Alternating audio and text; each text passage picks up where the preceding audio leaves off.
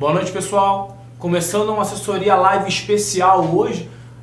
Como vocês mesmos sabem, a gente tem assessoria de 8 às 8, porém hoje nós temos uma presença ilustre, que é o gestor Felipe Guerra, que comanda a Legacy. Então, Felipe, muito obrigado pela presença. E a ideia, pessoal, é a gente mostrar como é que é do outro lado.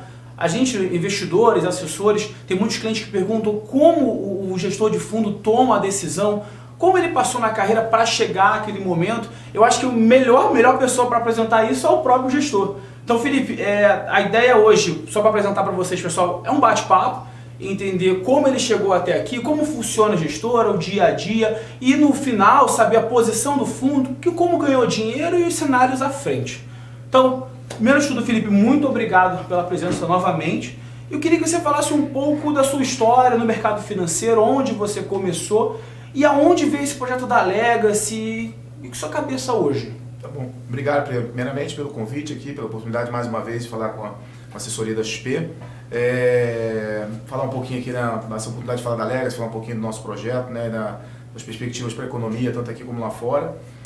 Com relação ao nosso histórico, né, eu estou no mercado já há mais de 20 anos, comecei minha carreira no BBM, no Rio, em 98, né, vim morar em São Paulo, vim trabalhar no Citibank em 2000, fiquei no Citibank em tesouraria entre 2000 e 2005, em 2005 fui para o Santander, tocar a área de volatilidade, dentro da mesa de trading do banco, na mesa de gestão de risco do banco. Fiquei um tempo nessa função, depois assumi a mesa proprietária do banco, né, que basicamente a mesa proprietária de uma tesouraria, é como se fosse um fundo multimercado, né, atuando, só que o único cotista, o único cliente é o próprio capital do banco, né. E na sequência assumi a tesouraria do banco, né, aqui no Brasil, participando do comitê executivo do banco, toda a parte de comitê de investimentos aqui local, né, mas a minha função core sempre foi estar muito próximo do mercado, né, então sempre a minha carreira foi construída toda em tesouraria, tomando risco, né, fazendo posições de mercado, né, achando as melhores teses de investimentos ao longo dessa trajetória. E aí, né, passando com o histórico, olhando o histórico do trabalho que eu vinha desenvolvendo no banco, né, a gente tinha resultados recorrentes, né, crescentes, uma relação risco-retorno muito boa. Quando a gente comparava, né, a nossa performance, a volatilidade da nossa cota vis-à-vis a performance nossa com a indústria em geral, eu tinha uma visão de que, eventualmente, se fosse um produto aberto para mercado, ele seria um produto muito competitivo com outros fundos que hoje estão disponíveis, né? Então, em março de 2018, saí do banco, juntamente com mais duas outras pessoas que trabalhavam comigo, né? O Pedro Jobim, nosso economista e estrategista, Gustavo Pessoa, responsável pela estratégia de renda fixa dentro da Legacy, e fundamos a Legacy Capital em 2018 e começamos a cotizar o fundo, né, a operar em 30 de junho. Então estamos completando aqui já um ano e dois a 3 meses, né, com a Legacy. Super legal. E eu vou te fazer uma pergunta que deve ser, acho que todo mundo deve ter te feito quando você saiu da tesouraria. Qual é a diferença de você gerir, a principal diferença de você gerir o dinheiro de um banco, que talvez não tenha a pressão do cotista, e gerir dinheiro de pessoas, de investidores? E só para quem está em casa, pessoal, entender, a tesouraria do banco, como o Felipe falou, é o dinheiro do próprio banco. E esse movimento vem sendo cada vez mais crescente. Gestores que lidavam com dinheiro dos bancos, abrindo suas próprias casas, e você hoje tem acesso à mesma qualidade de gestão. Então, Guerra, como é que foi essa mudança para você? Então, do lado da decisão, né, da elaboração das teses de investimentos, né, do lado da tomada de decisão, alocação de risco, é muito parecido, né, tem muito pouca diferença. As discussões, as reuniões, o nosso agenda, né, com relação à tomada de decisão, ela dá para dizer que é idêntica, né? Eu acho que a diferença vem muito mais, como você comentou, do lado do passivo, né, quem é o seu cotista, né, quem que você apresenta os seus resultados, né? Uma coisa é apresentar para uma pessoa só, outra coisa é você estar apresentando ao público, né, com a recorrência, né, que desejada, né, porque o investidor no final conheça, né, quais são as nossas estratégias, quais são as nossas movimentações, né. Então a diferença principal é muito mais pelo lado do passivo do que pelo lado do investimento. O investimento é muito parecido. Sim, tá? Imagina. E no nosso caso, né, acho que eu sempre comento nas reuniões com os clientes e nesse tipo de conversa, assim, o nosso principal diferencial, eu acho, ele acaba sendo o fato de que tem o core, né, da Legacy, em termos de equipe, trabalhou junto por muito tempo, né, por mais de 10 anos conjuntamente, fazendo essas mesmas atividades, esses mesmos desenvolvimentos de estratégias, né, alocação de risco da mesma forma. Então, assim, acho que o nosso grande diferencial é o fato de termos trabalhado junto por muito tempo, né, e estamos fazendo a mesma coisa que a gente sempre se propõe a fazer, né, da mesma forma que a gente sempre fez. Então, a gente eu diria que aqui no nosso caso, é uma continuidade, né, atraímos algumas pessoas que já estão adaptadas à nossa cultura, outras pessoas mais recentemente também que trabalharam com a gente se juntaram conosco também na Legacy. Então, assim, é um time que trabalha junto por muito tempo, fazendo a mesma atividade que sempre fez, né? Então foi uma transição muito mais natural. Ah, que bom. A mesma equipe, acho que trabalhar com as mesmas pessoas fazem todo o diferencial. E tem até um comentário aqui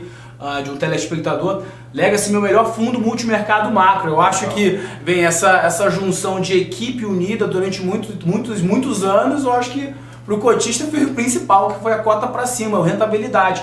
Então, você chegou a comentar sobre reuniões que vocês têm no dia a dia. Como é o dia a dia de um gestor de fundo ou de uma gestora de fundos? Como eu quero saber reunião, como vocês tomam a decisão para no final alocar o dinheiro dos seus investidores? Tem vários tipos, né? Se você pegar, tem gestoras com diferentes tipos de approach com relação a desenvolver as teses de investimentos, né? E como tomar a decisão. O jeito que a gente gosta de fazer, sabe fazer e tem dado resultado é trabalhar com um grupo de especialistas, né? Então a gente tem pessoas dedicadas em cada nicho de mercado, em cada geografia, né? Então tem pessoas dedicadas a fazer juros, pessoas dedicadas em fazer moedas, renda variável, né? Bolsa tanto no Brasil como lá fora, e a parte internacional também uma outra equipe dedicada, junto com um time de economia, né? Que também tem a sua função de ser bastante especialista. A gente tem uma pessoa cobrindo o Brasil, uma outra pessoa cobrindo os Estados Unidos e Europa, uma outra pessoa cobrindo a Argentina, México e outros países de Latam.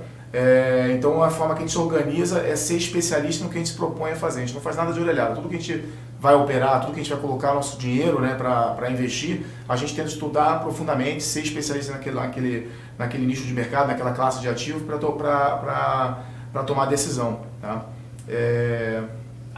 Super legal. É bom a gente sempre tenta explicar isso para o investidor, que o fundo multimercado ele já faz uma total diversificação nessa carteira. Então, com patrimônio, acho que eu levo essa aplicação mínima de 25 mil, você consegue acesso a um patrimônio que hoje o portfólio é quase 8 bi, a gestora como um todo. Você com 25 mil consegue a diversificação de um gestor, de um investidor milionário, bilionário até. Então a gente sempre fala para os clientes. Então quando, por exemplo, o cliente vai explicar, por que o fundo caiu? Será que o juro subiu? A bolsa lá fora caiu? É uma junção de coisas, né? Acho que você gosta de operar muito lá fora.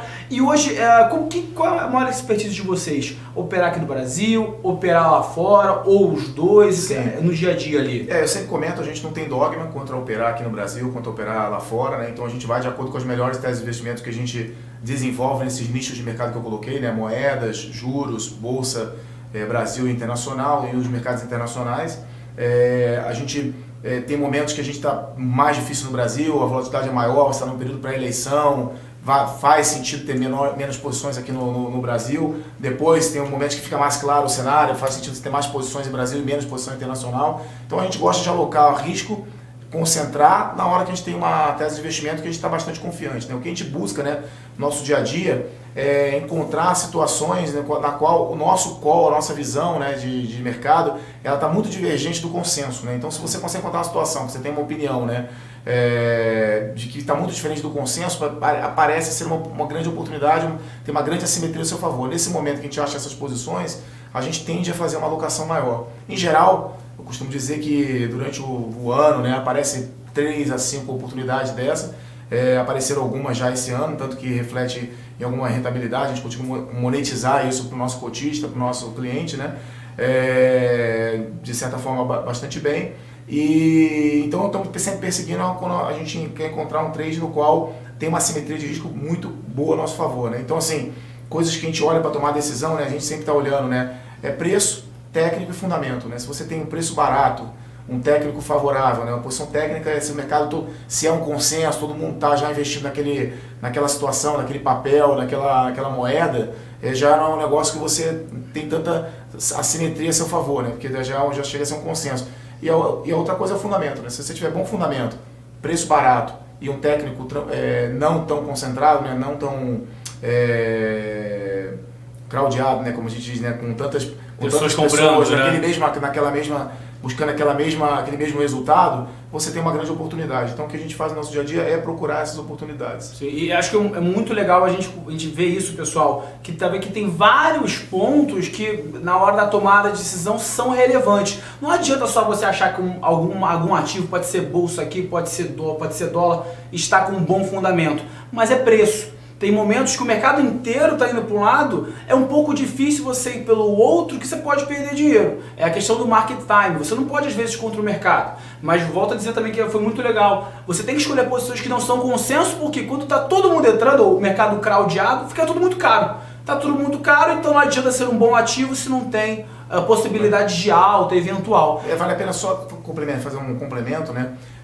Que um fundo multimercado, como é o nosso produto na Legacy, ele dá a flexibilidade, né, da gente poder operar tanto no Brasil como lá fora. Ele dá a flexibilidade da gente estar mais investido em alguns momentos em juros, alguns momentos em moeda, alguns momentos na bolsa, né? Dá a possibilidade também, isso é bem importante, dá a possibilidade de você operar otimista e pessimista. Não necessariamente você tem que estar otimista o tempo todo. Sim. E não necessariamente você vai estar sempre perseguindo que o mercado vai piorar. Então, assim, é um produto que dá flexibilidade. Se você está comprado num fundo de ações, né, que a gente chama long only de ações, se a bolsa cair, você vai perder. Se a bolsa subir, você vai ganhar, que é o mandato daquele fundo. No caso do multimercado, a gente tenta encontrar as apostas, as teses de investimentos adequadas para, tanto se o mercado piorar ou o mercado melhorar, a gente conseguir gerar algum retorno para o cliente. Obviamente, vai ter situações que a gente vai acertar mais, vai ter situações que a gente vai errar e vai dar alguma volatilidade na cota ao longo do caminho, né? O que a gente busca através dessa diversificação de ativos, né, e essa flexibilidade é ter quedas na nossa cota de forma mais controlada. Sim. E buscando retornos com uma rentabilidade, uma relação risco-retorno mais positiva. E perfeita o posicionamento, e dá até para correlacionar com uma pergunta aqui do Marcelo, que como ele tem feito as estratégias para não perder muito nessas baixas estão acontecendo no Ibovespa. Eu acho que é o melhor, você acabou antecipando a pergunta dele, que é o multimercado, ele não necessariamente anda direto com a bolsa. É que o fundo do Legacy, como teve estratégias que ganharam dinheiro com pró-Brasil, acabou que acompanhou a alta da bolsa. Mas é a pergunta que eu vou te fazer, Guerra. Como você ganhou dinheiro se não necessariamente sua principal posição foi bolsa? Como é que você ganhou dinheiro do ano? E lembrando, pessoal, o fundo já rendeu mais de 230% do CDI nos últimos 12 meses. É uma performance assim, espetacular. Então, Guerra, como é que foi esse último ano? Você comentou de 3 oportunidades que foram bastante positivas. Comenta um pouquinho qual foi o resultado desse último ano, por favor. Tá bom. Então acho que vale a pena a gente começar mencionando aqui, né, que o mundo vem passando por uma desaceleração global já há bastante tempo, né? Nos últimos 18 meses a gente vê contração de atividade econômica na China, na Ásia, Europa, e inclusive os Estados Unidos começando a desacelerar mais recentemente também. Então um grande trade macro, né, desde aqui do começo da Legacy, da nossa saída do banco e montar a Legacy, foi os trades de desaceleração global, né? Isso se refletiu em taxas de juros mais baixas em diversos lugares, né? Então a gente teve posições, né, aplicadas em juros reais e juros nominais aqui no Brasil, bastante relevantes, que deram bastante retorno para a nossa carteira. Tivemos posições aplicadas recentemente, mês passado, né, aplicadas nos juros no México, que foi uma posição que a gente já vinha perseguindo desde meados de fevereiro, março, que a gente vê a economia americana caminhando a passos largos para uma recessão, com a inflação dando um certo espaço no curto prazo, né? Então o Banxico, né, que é o Banco Central do México, acabou cortando juros no mês passado, então as posições de juros também foram boas. Hoje estão aplicadas em juros no Canadá também, tem performado bem recentemente também. Então o grande tema macro, né, olhando de forma global o portfólio, foi esse tema de desaceleração global, inclusive desaceleração da atividade econômica no Brasil também, né? Se você lembrar, no começo desse ano, né, final do ano passado,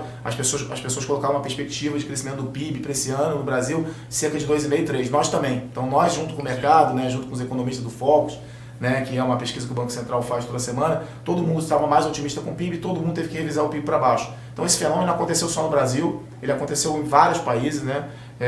Então culminou que a grande oportunidade veio a ser operações de juros. Mas uma outra coisa que vale a pena mencionar, né, eu acho que a gente se posicionou desde a eleição com um portfólio muito otimista com o Brasil, né? A gente chegava ali entre o primeiro e o segundo turno que o Bolsonaro ou ele ganharia a eleição, ou ficaria muito claro, né, no primeiro turno, ou ficaria muito claro que ele levaria o segundo turno.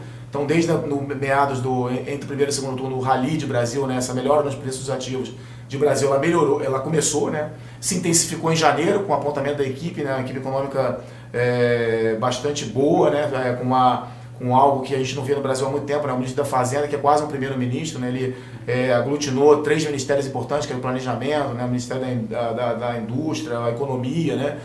Apontou todos os presidentes e diretores de estatais, então assim, uma mudança, né, importante ali em janeiro, então isso também fez com que o Brasil continuasse melhorando, a nossa cota continuou performando.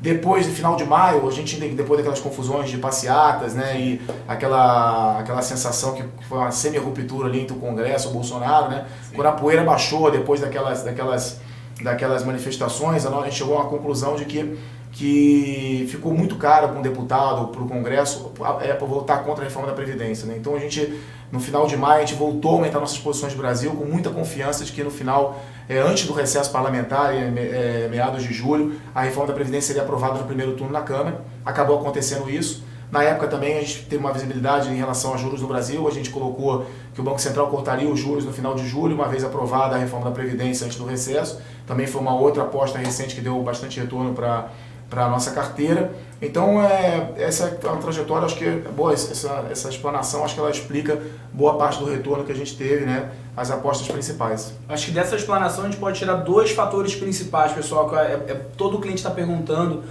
da desaceleração global, que começou, acho que empinou em 2018, ver o mundo começar a crescer menos. E acho que o pessoal em casa, como o investidor pessoa física vê muito ações, bolsa, às vezes não sabe que dá para apostar na queda de juros. E qual foi o posicionamento do Guerra disso, de ver a desaceleração global e começar a apostar na queda? Pessoal, o Banco Central de qualquer país, para poder estimular a economia, uma das únicas, pode ser o câmbio também, das armas que ele tem para incentivar a economia, é baixando os juros. Imagina, por exemplo, que você está na sua casa, você é dono de uma loja, e no caso você tem a XP para investir e o juro da XP é 6%, que é o caso da Selic. Se esse juro vai para 10%, pessoal, fica mais atrativo o mercado financeiro e você fala, será que dá para ganhar esse retorno na minha loja? Não consigo, vou lá, demito o meu funcionário, diminuo minha produção e invisto no mercado financeiro. Quando o juro sobe, pessoal, geralmente desaquece a economia. Quando ao contrário, quando o juro vai de 6 para 3 diminuindo, ele olha, no mercado financeiro tá difícil ganhar dinheiro, então eu vou tirar meu dinheiro do mercado e vou investir na minha loja. Então criou uma onda muito grande de vários bancos centrais, inclusive dos Estados Unidos, que estavam numa trajetória de alta, a inverter e começar a cair juros. Então isso foi, como a gente fala, across the globe, ou no mundo inteiro. E isso o Brasil não ficou de fora, dado que melhorou muito o cenário, a gente tinha os juros estáveis há muito tempo, e eu acho que o corte do juro, o último corte foi surpreendente, foi logo depois do FED, se eu não me engano, e impulsionou as apostas. Foi no mesmo dia do FED, então impulsionou as apostas. Eu acho que é nisso, pessoal, então dá para você apostar. E quando o Guerra fala aplicado em juros, é só isso, você aposta na queda de juros, como hoje está apostando na queda de México. Continua com a posição de Brasil? Continuamos com o Brasil, com posições menores agora, porque andou bastante os juros, né? Posições menores no México também e posições maiores no Canadá agora. A gente está com uma perspectiva, essa desaceleração global, ela está espalhando por mais países, foi um país que ainda não começou o processo de corte de juros, a gente acha que pode vir. Mas só complementando a questão da alocação, a gente também, durante esse movimento de Brasil, né, ali após a eleição, entre primeiro e segundo turno, no começo do ano, em maio, a gente também tinha posições em bolsa, então a gente tinha posições em moedas, tinha posições em bolsa Brasil, então a gente chama de kit Brasil, né? Então a gente surfou o kit Brasil bastante bem da eleição até recentemente, então assim, acabamos ganhando dinheiro também nesses outros mercados, só que foi mais intenso, né? E para destacar, né, foi os juros, porque além de ter a melhora do Brasil, você ainda teve o cenário global, que é um cenário de atividade pior, né? Então é juros para baixo no mundo inteiro. Eu acho que pode ser uma pergunta até frequente em casa. Quanto tempo demora para você mudar uma posição? Do nada aconteceu um evento que pode ser game changer, mudou o cenário. Quanto tempo você demora para mudar uma posição? Então isso varia muito, né? A gente em geral tenta construir nossas teses de investimentos, né, para estar investido e carregar essas teses por um bom período, né? A gente está sempre buscando uma tendência, né? Por queda de juros no México, queda de juros no Brasil, alta da bolsa aqui por conta da atividade econômica reaquecendo, né? Então, assim, o que a gente olha no nosso dia a dia são os drivers que podem, né, os fatores que podem fazer mudar porque a gente tomou aquela decisão de estar investido em juros ou investido na bolsa. Se os fatores mudarem, a gente zera as posições rapidamente, né? Mas em geral a gente busca teses de investimento que são robustas, sólidas, que a gente possa navegar durante algum tempo. Mas se alguma coisa no mercado mudar, né, seja no mercado local, seja no mercado internacional, a gente se dá o direito, a flexibilidade de poder zerar as posições no momento que a gente achar que tem que zerar. E isso é o mais interessante, pessoal. Percebam que o gestor ele pode mudar a posição muito rápido. Por isso que a gente coloca os fundos multimercado na carteira dos clientes. Porque o renda variável só, se o mercado cair, não tem muito jeito. A chance de ele cair é alta, ele pode até se proteger. Mas o multimercado ele é flexível ao ponto de poder operar Brasil. Quando o Brasil está ruim, opera lá fora, como era nas épocas do Dilma, por exemplo. Operar outros mercados. Então você tem uma flexibilidade muito grande. Eu vejo algumas perguntas aqui, pessoal, para como acompanhar. Perguntaram da sua rede social aqui, mas não sei se eu posso falar. Eu vou primeiro, Vini, pode botar na tela, por favor. Eu vou apresentar, pessoal, grande parte das gestoras tem um site na internet justamente dedicado para ter um contato com o público. E aqui é o site da Legacy, tá, pessoal? Só colocar Legacy Capital no Google que já aparece e você consegue ver no site a parte de relatórios e cartas mensais. Geralmente, pessoal, mas aqui é a cabeça do Guerra e todo mundo que trabalha na Legacy, e vão ter aqui, ó, hoje a última carta foi em julho, e você consegue entender qual foi a cabeça deles, tanto para cenário realizado como para o futuro. Então tem tantos... Entre amanhã e depois de amanhã, a nossa carta para agosto vai estar no nosso site. Não, já fiquem antenados, pessoal, já sai a carta. Só que hoje vocês estão tendo aqui a possibilidade de antecipar a carta. Então assim, você consegue ver todo o texto, tá, pessoal? E eu acho que é o mais interessante aqui, a atribuição de resultado, ou seja, onde eles ganharam dinheiro. Então no caso, por exemplo, de julho, eles ganharam bastante dinheiro em renda fixa. E pessoal, muito investidor acha que renda fixa é só conservador. Não necessariamente é só conservador. Quando é a parte de, por exemplo, imagino que a parte de juros deve entrar aqui, certo? Sim, toda a parte de México, Canadá, Brasil, está incluso nessa barrinha aí. Então, pessoal, não pensa só em CDI, existe renda fixa no mundo inteiro, é o fato só de você ganhar dinheiro, basicamente... Pode ser juros nominais, juros reais, pode ser comprado em inflação, vendido em inflação, né? Tem várias estratégias, dentro da estratégia de renda fixa você tem várias estratégias, não necessariamente você está só investindo nos juros, né, da curva de pré, você pode estar investindo na curva de NTNB, juros reais, né? E também você pode estar fazendo uma aposta de inflação, simplesmente você compra NTNB e faz a expectativa de inflação, né? Faz o hedge na taxa de juros, né? Então você fica comprado no break-even de inflação. Então, pessoal, então aqui consegue acompanhar toda a carta, tem todas as informações, e eu vi aqui um internauta aqui acompanhando, perguntando a diferença entre os dois fundos de vocês, o Legacy Capital e o Legacy Capital B. Qual a diferença exatamente disso? Isso é só o feeder, são dois feeders diferentes, né? São dois distribuidores diferentes. Não entendi. É estratégia. Para o pessoal que não sabe o que é um feeder ou até um FIC, geralmente imagina só, pessoal, o fundo ele tem um grande montante de dinheiro que ele consegue investir, só que para simplificar para os distribuidores, as suas corretoras, a XP, por exemplo, tem um veículo da Legacy, então ele consegue segregar entre os distribuidores. Tem muitos investidores perguntando, será que muda a estratégia? A estratégia é a mesma, é o mesmo fundo. Então, independente do FIC ou feeder, em inglês, não importa, na verdade, a estratégia é a mesma, tá? Para o pessoal que estava perguntando, deixa eu ver se tem mais alguma pergunta. Eu vi exatamente. Guerra, muito cliente preocupado com recessão ou crise global. Vamos falar para frente o cenário, né? Acho que vamos esperar um pouquinho, pessoal, aqui. O comentário vem aquecendo muito, então o pessoal querendo muito opção de ouro e tudo mais. Acho que é uma boa conversa, mas vamos só voltar. Guerra, eu queria entender qual é o diferencial da Legacy exatamente comparado com as outras gestoras. O modelo de gestão, você disse, como é que funciona? A decisão é colegiada, todo mundo, cada gestor tem a sua autonomia, como funciona no dia a dia? Então, a Legacy, a nossa característica, né, acho que a principal, acho que eu até comentei, que é a questão de a gente já ter uma equipe de especialistas que trabalha junto há muito tempo, né, são pessoas especializadas em vários nichos de mercado, seja na área econômica, seja na área de renda fixa, área de moedas, na parte de bolsa, né. É um time que joga junto há muito tempo, né, então acho que isso é um diferencial, um ativo bastante importante que a gente tem na Legacy. A forma que a gente se organiza, né, a forma que a gente aloca o nosso capital, né, cada uma dessas estratégias que eu comentei, ela tem um gestor, né, para renda fixa, um gestor em moedas, um gestor em renda variável, e cada uma dessas estratégias tem o seu próprio limite, né.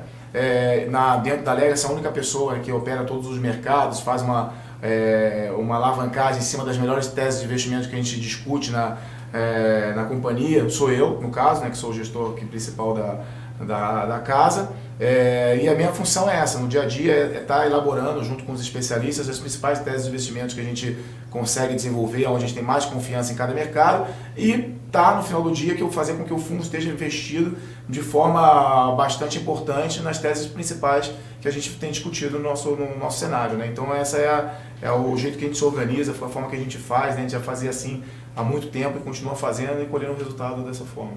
Perfeito. E agora eu perguntar mais do dia a dia. Como é que é trabalhar na Legacy? Você chega de manhã, tem reuniões de manhã para falar sobre cenário, no dia a dia discussão. O pessoal fica com muita dúvida sobre isso, achando que você faz assim e você identificou uma tese mirabolante. Como você chega nisso? De reuniões diárias, como é que é dividido esse processo de investimento? Então, a gente tem nossa rotina, né, que é muito importante, todos os dias, no final do dia, após o mercado, a gente faz as nossas reuniões de caixa, né? Temos também reuniões mensais para falar de Brasil, reunião para falar da parte internacional, mais focado, né, olhar mais do detalhe dos dados, né. Temos nossas reuniões para falar de mercado internacional, a gente faz os nossos almoços, né, temos uma frequência semanal para fazer com a equipe de bolsa, para olhar os cases de bolsa no Brasil, né, se é para estar investido em algum setor ou outro setor. É um trabalho intenso, é um trabalho quase que 24 horas por dia, né, você está sempre ligado, o mercado não para, né, a bolsa fecha aqui, já abre lá fora. E você já acorda, já tem movimentos importantes acontecendo no mundo que vão afetar a abertura aqui no Brasil. Então é um trabalho intenso, né, que tem que ser bem organizado, né? Então cada equipe de especialistas ela fica responsável por montar as suas reuniões, trazer as suas informações, né? O que está sendo, quais estão sendo os drivers naquele mercado específico, seja nos juros, seja na bolsa, seja em moedas, né? Para a gente discutir, tentar elaborar alguma tese, né? O que a gente busca no nosso dia a dia, né? Você pode ter dois tipos de situação, né? Um trade que uma aposta que você vai fazer, que é uma aposta macro, top-down, você tem um cenário mais pessimista lá fora, um cenário mais otimista aqui, e daí se deriva de uma posição. E tem um outro approach que é um approach bottom-up. Eu vou comprar determinado setor, determinada ação, porque está acontecendo determinada coisa. Então, é muito bonito você falar top-down, bottom-up, mas esse negócio funciona bem porque a gente trabalha junto dessa forma há muito tempo, né? Então vocês têm, de fato, a gente fala de stock picking, acho que ficou famosa essa expressão no mercado. Então vocês não fazem operação só no índice, né? Só na Bloomberg. Não, a gente também coloca nos setores, a gente, inclusive daqui a pouco a gente falar um pouco de cenário, a gente, né, tem uma visão aí bastante otimista para crescimento novamente para o ano que vem, né? Podemos elaborar um pouco mais, mas isso reflete numa carteira de consumo, né, nas nossas apostas. Então a gente dentro da bolsa a gente prefere papéis linkados a consumo do que papéis linkados à economia global, que é onde a gente está mais preocupado.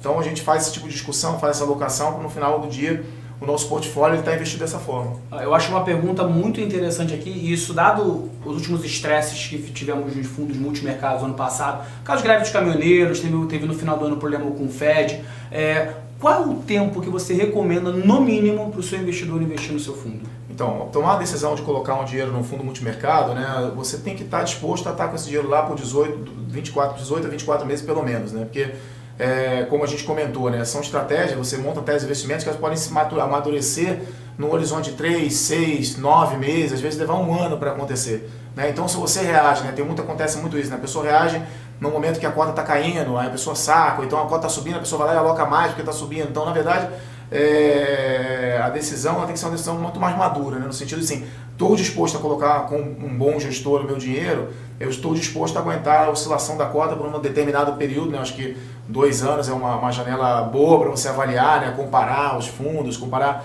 entre classes de ativos também, se você está fazendo uma diversificação boa do seu portfólio. Não dá para esperar que em 1 mês ou 2 meses você vai ter o resultado, na verdade, né? O que a gente busca na nossa estratégia, a gente busca sempre, né? A gente tem uma meta de volatilidade, né? De quanto de risco a gente vai tomar para tentar dar o retorno para o cliente, né? Porque assim, o retorno só vai vir acima do CDI se a gente tomar algum tipo de posicionamento. Então por isso que vai ter vezes que a cota vai cair, vai ter vezes que a cota vai subir. Nas nossas métricas, né, o que a gente se propõe a fazer é buscar no médio e longo prazo CDI mais 7 para o cliente. Como os juros hoje está em 6 indo para 5, então isso vai se refletir numa cota muito próxima de 250 do CDI, 275 ao longo do tempo. Né? Então assim, não quer dizer que esse mês vai dar, por exemplo, mês passado a gente deu CDI, no outro mês a gente deu 1000% de CDI. Então assim, a gente não está preocupado com o resultado do mês, do dia a dia, né? Obviamente está sempre olhando, a gente quer entregar para o nosso cliente, para o nosso cotista, o resultado ao longo do tempo, né? E sempre buscando uma relação risco-retorno muito boa. Né? Então a gente, para chegar de uma cota 1 a uma cota 10, a gente quer ir construindo um resultado ao longo do tempo, tentando suavizar os movimentos de queda, mas às vezes é inevitável, né? Como você comentou, tivemos lá o episódio, né, JBS, né? O pessoal chama de Wesley Day, depois tivemos o episódio da greve dos caminhoneiros, né? Tiveram limites de alta nas taxas de juros na BMF. Então acontece um solavanco na cota. Esse é o pior momento para o cotista sacar o dinheiro, né? Porque na verdade, se você confia naquele gestor, você escolheu aquela casa, você acha que tem uma equipe especializada que vai tomar as melhores decisões ao longo do tempo, se balançar porque aconteceu um evento específico, a nossa recomendação é continuar, né? Esperar, porque depois a poeira baixa, as coisas se acalmam, novas apostas vão surgir. E esse dinheiro vai sendo recuperado ao longo do tempo se a equipe de gestão for uma boa equipe. Não, e dessa explicação, pessoal, a gente toma duas lições. Primeiro de tudo, rentabilidade passada não é garantia de rentabilidade futura. Quando você for escolher um gestor, não olhe unicamente pelo retorno passado. Muito investidor procurando agora ouro porque rendeu muito contra o real. É o melhor exemplo, pessoal. Então você escolhe uma casa pela recomendação do seu assessor, pela qualidade da gestão e legacy, independente do retorno passado, é uma casa de muita qualidade. O resultado desse ano nada mais é que um output, um resultado de quase 20 anos que o Guerra agora vai ter de mercado, de estudo, de trabalho duro para chegar aqui e remunerar você. E o segundo, pessoal, 1 ano e meio pelo menos, você tem que ficar no fundo. Acontece que no curto prazo pode ser que as teses, as apostas do fundo não geram resultado ali no curto, mas no longo com certeza vai gerir. Então assim, isso acontece porque o seu fundo está dando muito dinheiro com o tempo, mas pode ser que no curto prazo tenha problema. Além disso, algumas teses podem estar erradas as teses e outras vão estar certas, né? No final a gente tem que acabar acertando mais do que errando para dar um retorno para o cotista. Então vai ter períodos de 2, 3 meses que as teses vão estar muito boas, né? Vai dar um super retorno, vai ter períodos de 1, 2 meses que as teses podem não se materializar ou podem estar erradas, inclusive. E o nosso produto ele tem a flexibilidade de não ficar perseguindo aquela tese se aquela tese estiver errada. A gente abandona a tese se a gente achar que a tese está errada. E por outro lado, se a gente achar que a tese está correta e o mercado dá uma oportunidade, a gente aumenta a aposta, né? A gente faz a aposta. Não, e pessoal, muitos investidores aqui perguntando sobre o veículo Advisor, o que a gente comentou de feeder. Na XP, para você ter acesso ao Legacy, é pelo Legacy Advisory, tá pessoal? E lembrando, ele investe no mesmo fundo, é a mesma estratégia, só que para XP, o nosso feeder ou FIC é o Advisor. Então fica só a dica aí.